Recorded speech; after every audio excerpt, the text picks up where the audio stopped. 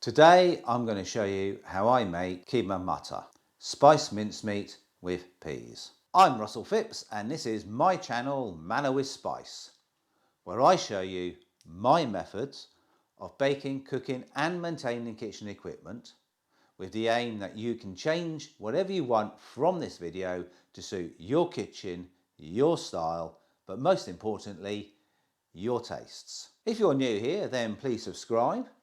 And in the description below, I'll add the ingredients to this dish and a link to my website that the full instructions for this dish and others that I have made and put on YouTube you can pull from at any time, and it's all free. I'll also be adding a couple of tips along the way that I have found for making this dish.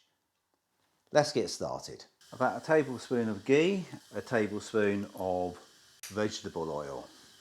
Heat that up and just mix the two together. When hot enough, sprinkle about a teaspoon of cumin seed. As you can see, they've started to bubble virtually straight away. We are on high heat here, don't let them burn. And then we add 2 centimeters of ginger, 4 to 5 cloves of garlic. Turn the heat down, fry that until you get the lovely fragrance of the garlic and ginger, and then add the onion. 3 medium onions, 2 coarsely chopped and 1 finely chopped. And you want to fry these until they are slightly brown.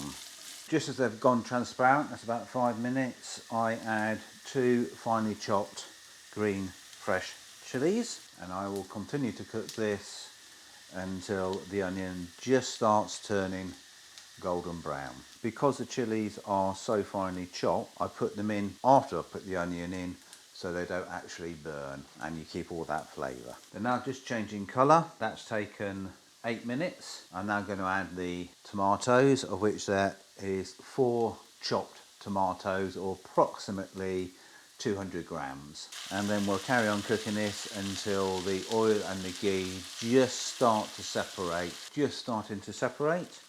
It's time to add the ground spices. 1 tablespoon of coriander seed, half a teaspoon of cumin seed, 1 teaspoon of turmeric, and 2 teaspoons of Kashmiri dried chili powder. Turn the heat right down, stir this in, fry for 1 to 2 minutes. The ground spices are going to absorb all the ghee and the oil, so keep an eye on it.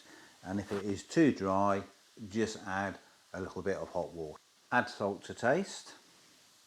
Give it a stir before adding the mincemeat. Turn this up to high. Now a little tip on the mincemeat. Put the mincemeat into a bowl, and I've added about 100 millilitres of water to the mincemeat and just mixed it into the mincemeat. And that just softens it. And the meat I'm using here today is mutton or lamb. Thoroughly mix that, and once it's all mixed, fry for 1 more minute on high and reduce heat to low and cook it for about 10 to 15 minutes. 10 minutes are up. I'm now going to sprinkle a tablespoon of chopped fresh mint, a tablespoon of chopped fresh coriander. Mix that in.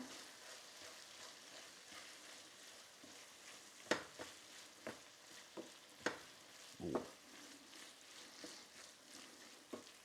That is smelly and lovely. Give that a minute or two. I wouldn't add this ingredient if I was using beef. Half a lemon juice, it just adds to that flavour.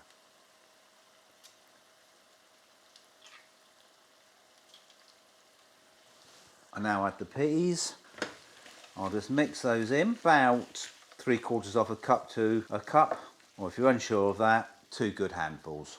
We'll cook this now until the peas are ready, which will take about 5 minutes. I'll sprinkle it with some garam masala.